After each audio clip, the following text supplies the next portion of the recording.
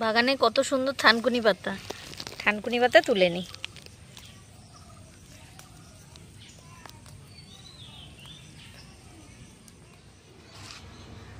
নমস্কার, Bengali kitchen ব্লগে আপনাদের সবাইকে স্বাগত। আজকে চলে এসেছি আরেকটা নতুন রেসিপি নিয়ে। দেখুন, বাগান থেকে তুলে নিয়ে এসেছি টাটকা টাটকা থানকুনি পাতা। এই থানকুনি পাতাটা উপকার সবাই জানে, কিন্তু খেতেও বেশ ভালো লাগে। আগে একটা থানকুনি পাতার রেসিপি আপনাদের সাথে শেয়ার করেছি, থানকুনি পাতা বাটা। আজকে করব এই মাছ দিয়ে থানকুনি পাতার মাখা মাখা তরকারি। আশা করব আপনাদের খুব ভালো লাগবে। প্রথম থেকে শেষ পর্যন্ত অবশ্যই আপনারা আমাদের সাথে থাকুন। মামি, তুমি আলুটা কেটে নাও শাকের জন্য, আর আমি মাছটা কেটে নেব।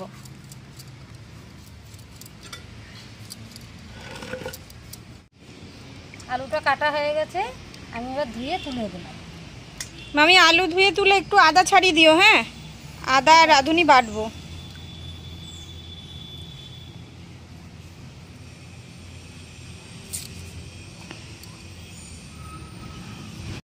থানকুনি পাতা রান্না করার জন্য অল্প পরিমাণ আদা আর কিছুটা রাঁধুনি আমি বেটে নেব।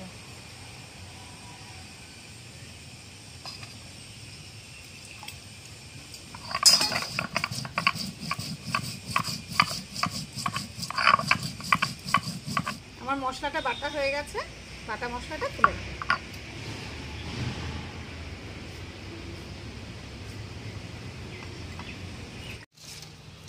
সব কেটে কুটে গোছানো হয়ে গেছে। মামি, তুমি এবার উনুনটা ধরিয়ে দাও, আমি শাক কটা ধুয়ে নিয়ে আসি। হ্যাঁ, শাক ধুয়ে নিয়ে চলে এসেছি, আর এদিকে মামিও উনুন ধরিয়ে দিয়েছে। মামি উনুন ধরলো? হ্যাঁ, উনুন ধরেছে। কড়াই গরম হয়ে গেছে। থানকুনি পাতা রান্না করার জন্য প্রথমে আমি পরিমাণ মতো জল দিয়ে আলুটা সেদ্ধ করে নেব। জলটা ফুটছে, এবার আমি আলুটা ঢেলে দিলাম। কিছুটা লবণ দিয়ে আলুটা একটু সেদ্ধ করে নেব। এবার ঢাকা দিয়ে দিলাম। ঢাকনাটা এবার খুলে দেব।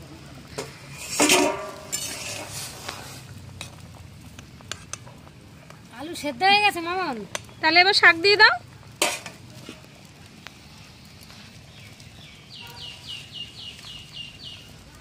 এবার শাকগুলো দিয়ে দেবো।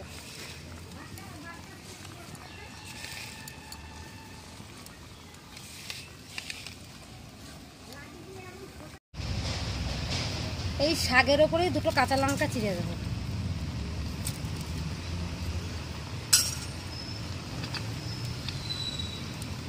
এর আগে একবার লবণ দিয়েছি, আবার সামান্য লবণ দিয়ে দেবো। এবার ভালো করে মিশিয়ে দেবো।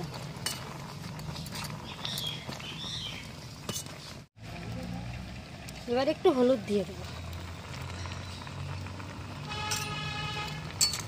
এবার মিশিয়ে আমি কিছুক্ষণ ঢাকা দিয়ে দেবো।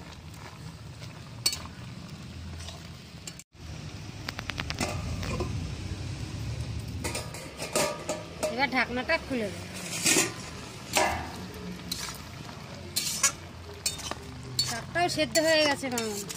তাহলে এবার বাটা মশলাটা দিয়ে দাও।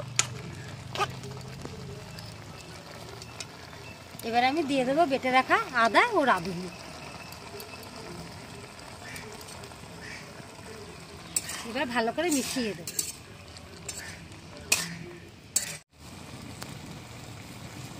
আদা ও রাঁধুনি বাটা দিয়ে কিছু সময় ফুটিয়ে নিয়েছি, এবার নামিয়ে ফোড়ন দেবো।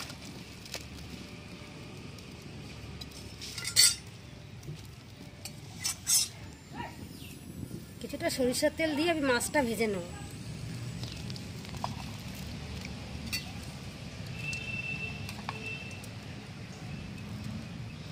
মাছে দিয়ে দেবো লবণ আর হলুদ। মাছের গায়ে নুন হলুদটা মাখিয়ে নিই।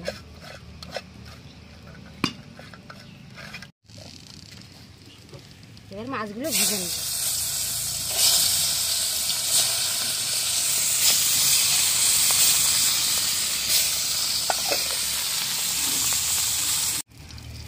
মাছগুলো ভাজা হয়ে গেছে, এবার ভাজা মাছগুলো আমি শাকের মধ্যেই তুলে নেব।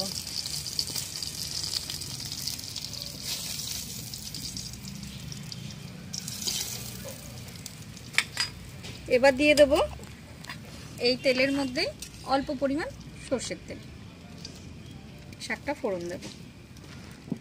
তেলটা গরম হয়ে গেছে, ফোড়ন দেওয়ার জন্য দিয়ে দিলাম একটা শুকনো লঙ্কা আর কিছুটা পরিমাণ রাঁধুনি আমি হাতে ডলে দেবো।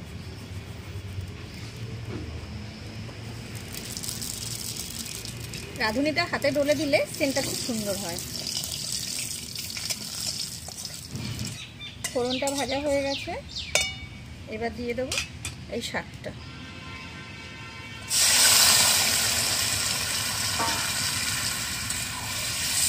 আর একটু সময় জাল দিয়ে দেবো।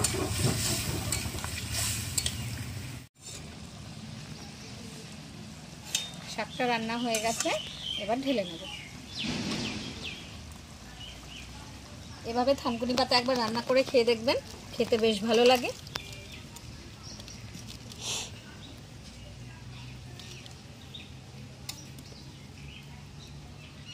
আমাদের এই থানকুনি পাতার সহজ রেসিপিটা আপনাদের কেমন লাগলো অবশ্যই কমেন্টে জানাবেন। ভালো লাগলে ছোট্ট করে একটা লাইক করে দেবেন, আর আমাদের চ্যানেলটিকে সাবস্ক্রাইব করে এভাবেই আমাদের পাশে থাকবেন। ভালো থাকবেন, সুস্থ থাকবেন। আবার দেখা হচ্ছে নতুন কোনো রেসিপি নিয়ে।